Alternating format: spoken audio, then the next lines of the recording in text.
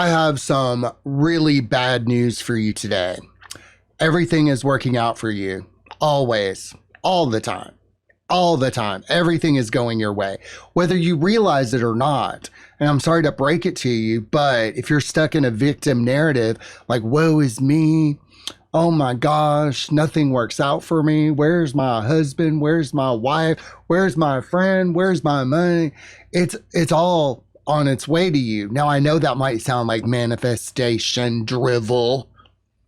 I know it might sound like that, but it's not. Everything's always working out for you. Everything you want is on its way to you if you really want it. If you really want it.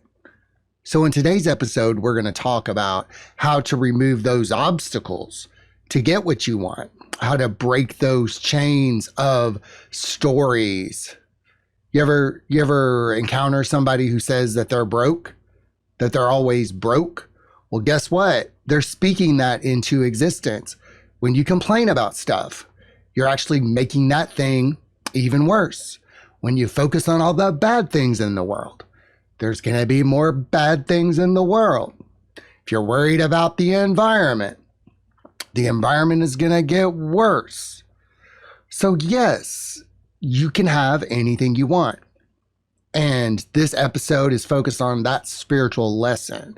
Also, we're going to debut a new song about this spiritual lesson, an earworm, something that can get stuck in your head so that when you're bopping around the house, you'll remember that you can have anything you want. You get everything you want. You get what you think about, whether you want it or not. So you may as well think about the good stuff, right?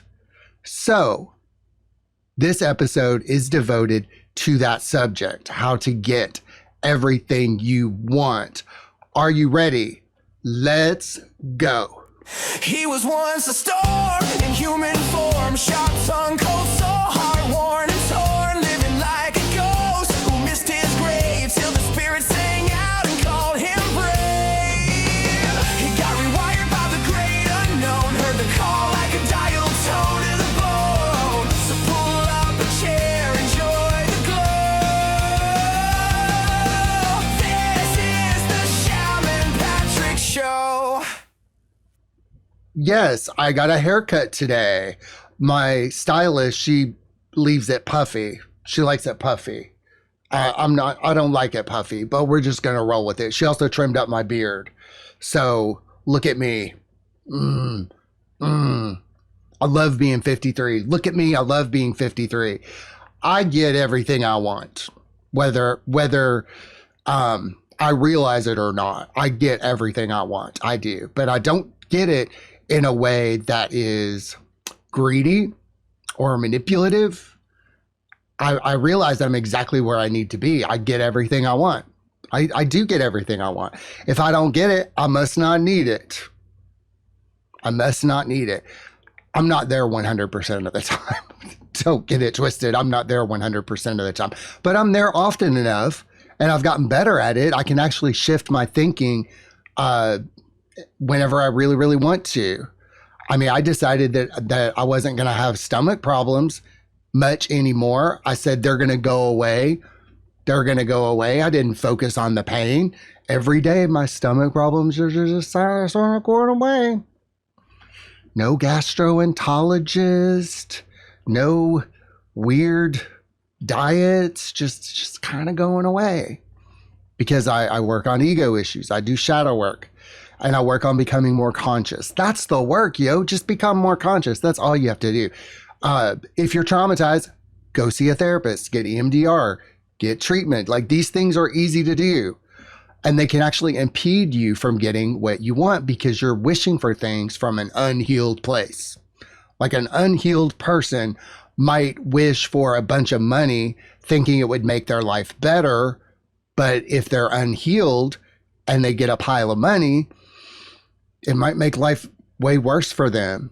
So I know when an addict gets sober and they go and get a full-time job and then they get a full bank account, oftentimes they'll relapse because the worst thing for a person in their first 90 days is a full bank account. If you know what I mean, it could be very bad for them. I encourage people in their first 90 days, work a part-time job. You don't need a whole lot of money. You don't need to work 40 hours a week. You need to focus on your recovery. Very few people take me up on that advice. They do. They do, but that's okay. The ego is a pernicious thing. The ego wants you sick, stuck, sad, and lonely. It does. You can fight me on this. Many people have, but a few people have decided to listen. A few people. Like, consider this. Very few people actually recover from drugs and alcohol. Very few people do. Very few people realize that they have an ego. Very few people. This is a rare thing that happens. And if you're one of those people who have gotten sober, if you are working on your ego issues, if you are doing your shadow work, realize you may not have a whole lot of peers in this arena. And in fact, people might give you a whole bunch of shit and call you crazy and all that kind of stuff. But that's a benefit for you because then you get to see how truly insane the world is. You get to see it first. You get a front row seat for the insanity. Doesn't mean we're better. Doesn't mean we're special. Doesn't mean we're unique. It just means that maybe we were willing to put in a whole hell of a lot of work. And the benefits of that is that we no longer react. We process our anger easily. Like while I was getting my haircut, my stylist asked me about something. I got mad about it in the chair. And I was proud that I could get mad about it. I just said, that pisses me off. That pisses me off. She and I laughed because I've been seeing her for several years now. And so she probably knows more about me than you guys do. But she was like, it's about time you got mad over that. That's crazy. You should be upset over that. That's worth getting upset over. Not holding on to it. You see, you don't hold on to stuff. You get angry and then it's over. Many people hold on to that anger and they have to drink over it. They have to project over it, project it onto somebody else. But I just sat there in that chair and got angry. It's a new skill I have. I haven't been this way very long. It's a very, very new skill. I probably a few months ago, I just started like, I'm going to start getting angry about stuff. It's time. After 53 years, I'm going to start being angry about some things that happened when I was 10 years old. And I'm going to be angry about them. And then it's going to be over. I used to drink over that shit. That's why people drink. Because they're fucking angry. And they don't know what to do about it. So let's get started with today's presentation. Everything is always working out for you, even when it sucks. Here's the spiritual truth no one wants to hear because it destroys their victim narrative. Everything is always working out for you. Yes, everything, even the heartbreak, even the bankruptcy, even that time you trusted the wrong person. Whether you want it to or not, life is happening for you, not to you, and always through you. You're not the doer, you're the doorway. You're not pulling the strings. You're the damn marionette and the puppeteer and the stage. This is non-doership, the concept that makes the ego twitch because it means you're not in control the way you think you are. Everything is working out for you. It is. And I know it can be tough in the moment that it's happening. It can be very tough in the moment that it's happening to you. And I could tell you tales. I've got tales, y'all, of how bad things got for me. But if I look back on that stuff, it had to happen. Had to happen. So eventually over time, I got used to the idea of when bad things happen, it's probably setting something up for me, probably setting something up that I wouldn't be prepared for unless this happened. I got into some financial trouble last year when I quit my job, and my car, I had to give up my car. And it was very disturbing for me for a while because that was like a symbol of my freedom. I bought it. It was the first car I bought with my own money, I was able to get a loan. I was pretty excited about it, but I got sick. And I had to give up that car. Still have to pay for that car, even though I don't have it anymore. So yeah, that was one of those things. What is it setting me up for? What am I learning through that process? When they came and took the car away, I was like, take it. I obviously don't need it anymore. I'm obviously something is being set up for me that I'm not even aware of. It's working out for me. Now, 5 years ago, I would have been very upset over that. So you do change, you do grow, you do evolve. And we're back to being a one-car family. And you know what? It's fine. I don't really need to go anywhere during the day. Really? I mean, I might need to go get my hair cut every few months or go to a doctor's appointment, but really, we don't need two cars. We don't need two cars. I don't like paying for it, even though I don't have it anymore. But what are you going to do? What are you going to do? So here we go. Let's move on to this next slide. You are not special, but you are. You are not a unique snowflake. You are not the main character, but you are a totally unique, irreplaceable configuration of the universe expressing itself for one fleeting moment in cosmic time. Precious as a diamond, worthless as sand. Both truths are real and neither is personal. When you realize that you're not special and unique, something happens. It's not necessarily about you anymore. You're not special and unique. Many of you, I'll repeat things, so that's just how it is. If I'm working with something and they're feeling insignificant or lonely, I'll take them outside. If it's at night, when I worked in the rehab, I would be there at night. So usually it would be at night, and I would have them look up at the stars. And I would say, when you look up at the stars, how do you feel? Do you feel small and insignificant? Or do you say, oh my gosh, I'm a part of this huge ass thing, this huge ass unimaginable thing? You're a part of this reality. You're a part of it, an integral part of it, of a necessary component. Because if just one molecule were out of place in this reality, it wouldn't exist. So the fact that you're alive and the fact that you're hearing this is brilliant. Like, you are necessary, you are needed. You may not be special and you may not be unique, but you are very special and you are unique. You may be insignificant, but you matter a whole lot to the whole universe, to the whole reality. That's how worthy you are. And this is meant to get you into that feeling of worthiness. You are worthy to get everything that you want. But you get what you think about, dummy, whether you want it or not. Your dominant thoughts are orders you place with reality. So when you ruminate on how unfair life is or how things never work out for you, guess what? You just hit subscribe on another season of that exact experience. Your mind is a cosmic Amazon account that never logs out and ships instantly. Maybe not to your doorstep, but to your frequency. So think better, think cleaner, think deliberately, because the universe is always eavesdropping and it's got no sense of irony. It's got no sense of irony at all. Like I said earlier, if you say that you're broke, you will be broke.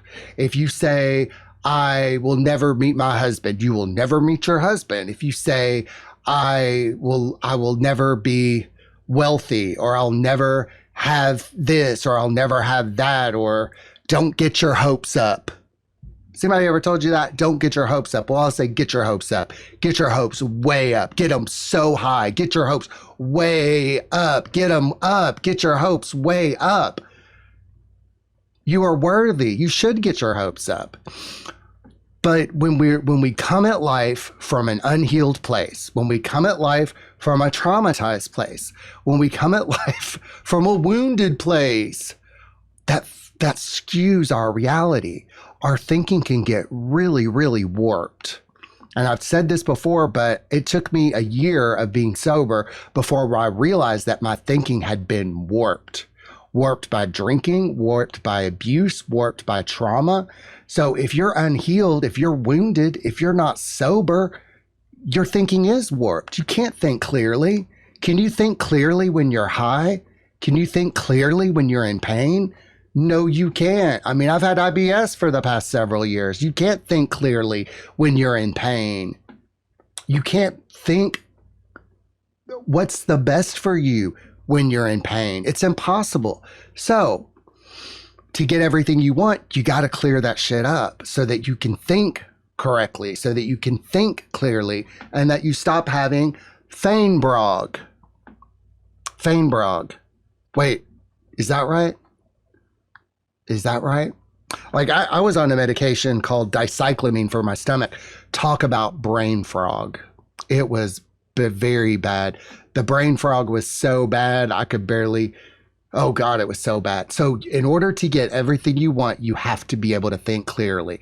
Sober, healed, content. Because from that content place, everything that you get anyway is a gift. You're content. You don't need anything. And let's go on to this next slide about the ego. It wants trash for you. The ego is like a cracked out personal shopper.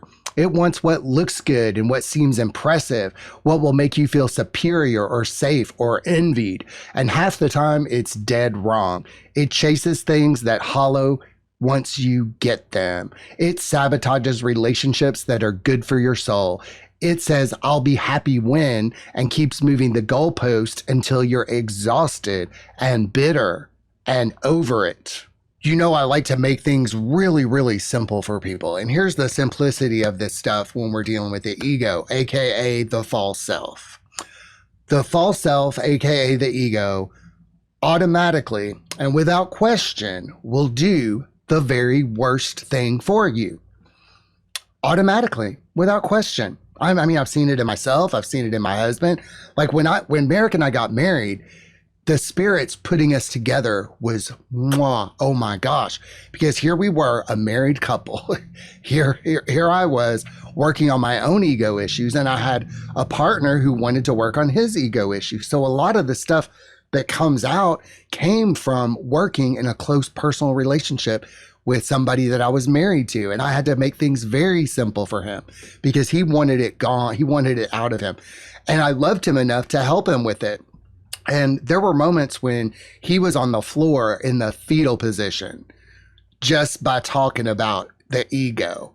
And it's very, very difficult to realize that you have an ego. But he wanted it. He wanted it. Now, if somebody had walked into our house, they would have said, Patrick, what are you doing to him? But this is what I'm talking about with shamanism and realizing if people are ready for that kind of stuff or not. And he was definitely ready for it. And so making it simple like that, like I would watch him do the worst thing for himself. I would sit and watch him automatically and without question do the very worst thing for himself. And so I developed that saying based on that, and he remembered it. So it was to get him to question whether or not what he was doing was good for himself. I'm not going to get into specifics, but it usually had to do with overplaying video games, doing things he shouldn't do, things that he had already deemed that he didn't want to do, and watching him do those things over and over again that were harmful to himself. So I also realized that when he was in his true self, he would automatically and without question do the very best thing for him. And so it was kind of a fine line. And I didn't want to control him, but I let him find it on his own. And I assisted him and I helped him find his true self or realize his true self. Because eventually, when you realize that how bad the ego is for you, how it doesn't want peace for you, it doesn't want harmony for you, it doesn't want abundance for you, but so it's automatically going to choose things that lead to scarcity, lack, poverty, because having you be happy, harmonious, and abundant, that leaves the false self without anything to do. It just, the false self doesn't have anything to do. So as it's on its way out, it's going to create a lot of drama in your life, a lot of problems, a lot of stress, maybe some health problems, digestive issues, autoimmune disorders, diabetes, anything that can cause stress, or a disease caused by overconsumption, like food or drugs or anything like that. All of that stuff is created by the ego. When you know that, when you see that clearly, you don't fuck with the ego anymore. If you need help understanding all the machinations of ego, I encourage people to get a copy of our book, get it, read it, and wake the fuck up. It's available at concreteshamans.com. It's not for everybody. It's just for those who really want to work on ego disidentification.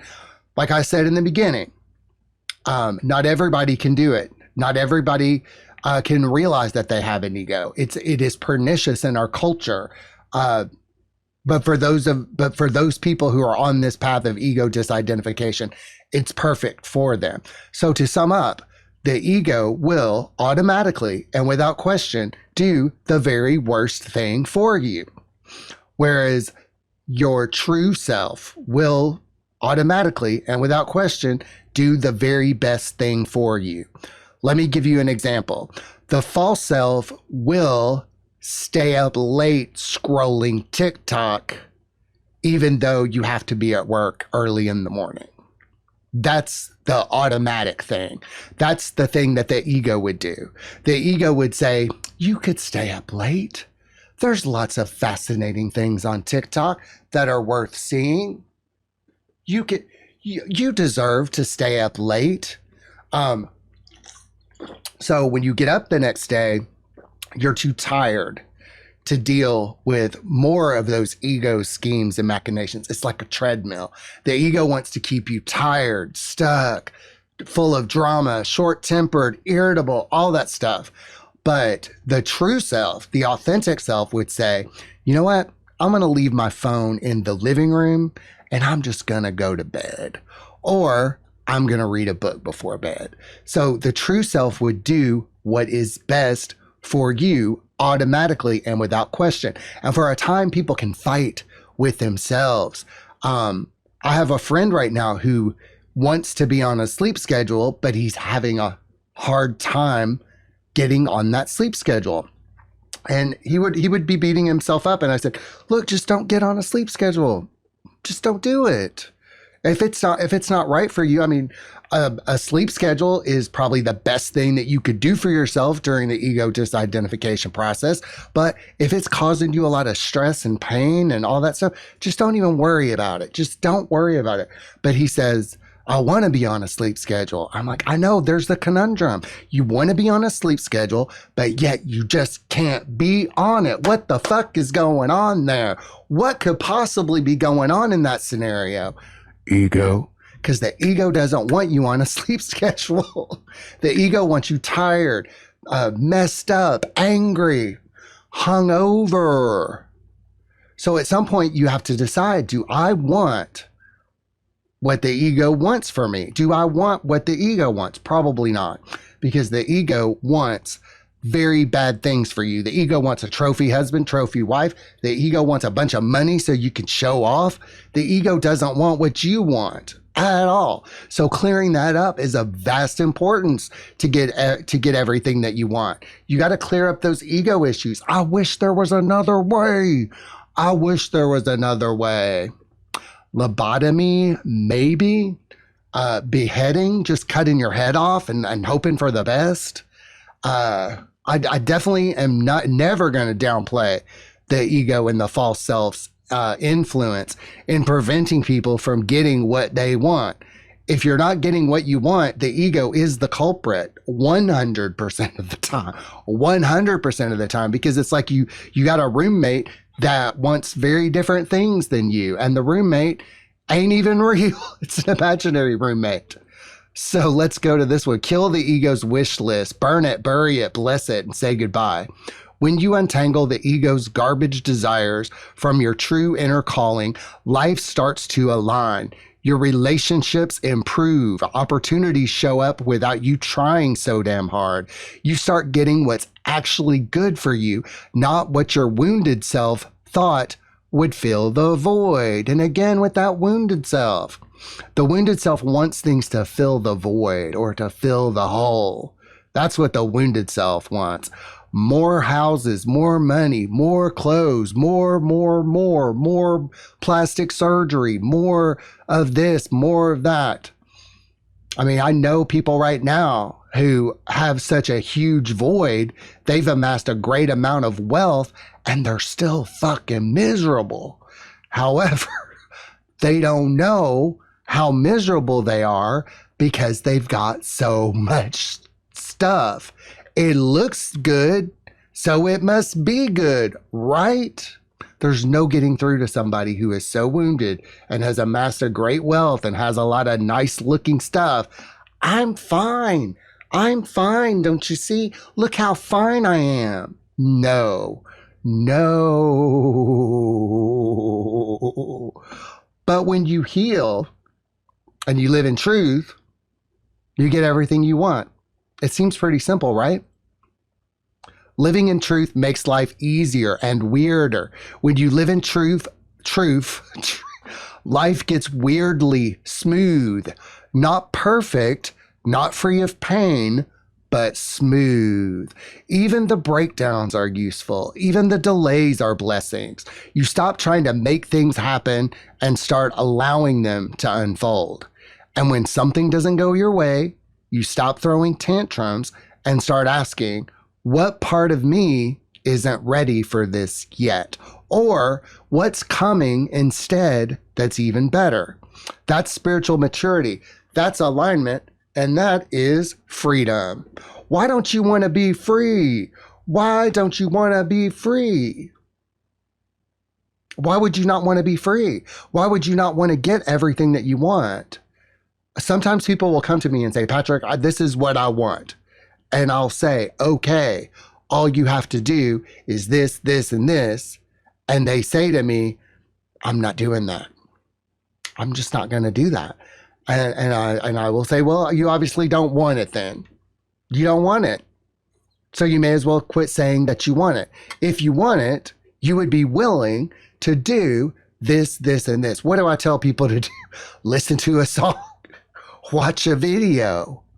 I don't even tell people to do hard things or difficult things. Sometimes it's just as simple as listening to a song or watching a certain movie. Like, especially if people are grappling with ego stuff, I'll say, make sure you watch Fight Club.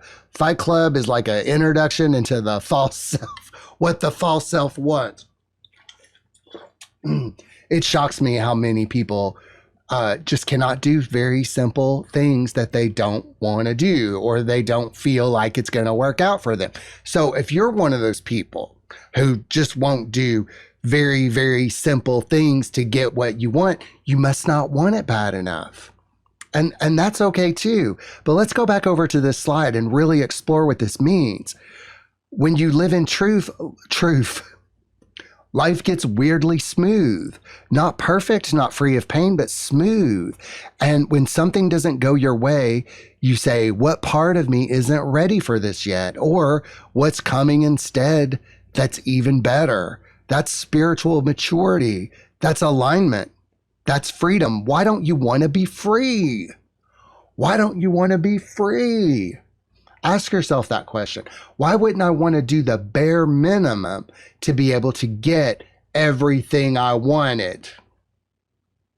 Why would I not do that? And honey, these are questions that I've asked myself. These are questions that I said, why would I not want this? Or why would I not want that?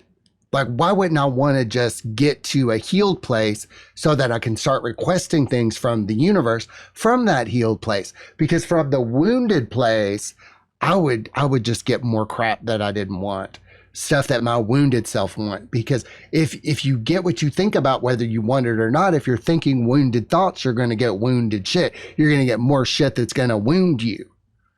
It's very, very simple when you get right down to it. When you clear away those cobwebs of the ego, it gets very, very simple. It gets black and white. It does. But here's the last word. Trust the damn process. You don't have to micromanage the universe. You just have to sort your ego out, keep your thoughts clean, and stay in truth. If something is meant for you and truly beneficial, it will come. Maybe not on your timeline, maybe not in the form you expected, but it will come. And when it does, it'll feel like home. Not a prize you finally earned, just something that was always yours, arriving right on time. So breathe, relax. Everything is always working out for you, even when it looks like it's falling apart. And especially if it looks like it's falling apart. Now I want to talk about truth right now. Let me get into a cross-legged state because I want to talk about truth right now. Truth feels good. Living in truth feels really good. And the universe loves truth. The universe loves truth. So one of the foundational parts of this in getting everything you want is you must live in truth. Not my truth versus your truth. That's not what we're talking about, because your truth don't have anything to do with the universe. My truth has nothing to do with the universe. The truth. No lies, no gaslighting, no manipulations. You have to clean all that shit up in yourself. You have to be able to ask for what you want from that place of truth. To give you an example, my sister is still using drugs. And one time she called me and said that she had an emergency and she needed money for contact lenses. And as a former addict, somebody who used to call people for cockamamie shit like that, I told her contact lenses are not an emergency. And I'm not going to be sending you money for contact lenses. What do you really need the money for? Because I knew it was a lie. And she insisted that it was for contact lenses. How dare I accuse her? And I was like, bitch, you're in rehab right now. You're in rehab right now. Where are you going to get contacts? So see, she did not get what she wanted because she couldn't be truthful about it. Because if she had been truthful with me about what she wanted, she could have said, hey, brother, I need some money for the vending machines, or I need some money for this or that. And I probably would have given it to her, but she had to make something up. She had to say it was an emergency. And after years of manipulating people, you know, she can't understand why nobody wants to help her, because she manipulated and lied to people, just like I did. So when people don't want to help me, people who used to know me, I know exactly why they don't want to help me. Because I used to lie. I lied a lot to people. And in fact, when I started speaking truth, I had lied so much in my life that people thought I was still lying. Even though I'm as honest as I possibly can be, the groove of my dishonesty, especially among my former friends and my family, the groove of that dishonesty was just too deep. They would never believe another word that I said ever again. And you have to make your peace with that kind of stuff. I was a liar until I realized, oh, I'm a liar. Liars really don't know they're lying. Trust me, you may not realize that you are lying about stuff, but you don't know until you know. That's how deeply unconscious I was. You can be so deeply unconscious and delusional that you don't even know that you're lying. You think that it's justified, somehow justified. Honey, I used to say, I'm the most honest person. I am honest, and I was honest, very, very honest to a fault, but I hid things. I would hide the fact that when I went on a date with somebody, I would hide the fact that my checking account was overdrawn, or that I was on meth, or that I did meth at all, or that I was sleeping on somebody's couch. And I mean, I would just lying to lie. But that changed on the day that I got sober. Now I tell the truth to people. And sometimes that makes people very uncomfortable. So you have to get comfortable with the truth to get everything you want. My hair's too puffy today. We'll see how it looks tomorrow. So you have to live in truth. The truth about things. Just about ordinary, everyday things. Like, try not to lie. Try not to lie, because when you're lying, the universe knows it. You cannot lie to the universe. You can't lie to the universe. You may be able to lie to other people, but you can't lie to the universe. And so if you are interested in getting everything you want, and who wouldn't be interested in getting everything you want? You would be surprised. I just realized I got little hairs all over me and I'm itching. So I might have to take a shower and see. But if you want everything that you want, we produce a song for you. Now, this song is designed as an earworm. It's catchy. It's designed to get stuck in your head so that you will remember the lessons that we're teaching. Spiritual lessons in a pop song. What a concept. So if you like this song, you can listen to it on YouTube and on YouTube Music, I think. I think we're taking all of our music off of Spotify and other streaming services because I don't know, Spotify is weird. I don't it just doesn't seem like it's a we want to do something different with our music. Maybe go back to making CDs or something. I don't know, but streaming was not good for our music. It wasn't good for us at all. However, these songs that we're doing with AI, I've been really working on them. I've gotten better at them. I'm mastering them now. I'm pulling them in and I'm adjusting the instruments individually now. And so the songs are going to keep getting better. But on every episode of the Shaman Patrick Show, I want what we talk about today, the song that I share with you is going to be based on the theme of the episode. So before I leave you, I want to thank you all for joining me for today's episode. If you like what we do, please like and subscribe, comment, or use an emoji if you've got nothing to say. Share this content with others. Join this channel and support the work we do and get access to members-only videos and features. Thank you for watching and growing with us. And with that said, let's debut this new song by the Concrete Shamans titled Everything You Want. And I will see you tomorrow. Mwah. You want the prize, you want the power, you want your name lit up on every tower. You want the love, the cash, the cloud, but baby be careful what you dream about. Thoughts are sticky, they boomerang.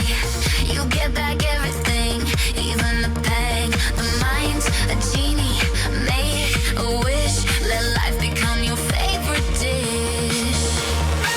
You chase the high, you dodge the low, but everything's aligned. You just don't know, you ain't the author, you're the pen, and life will write the truth again and again.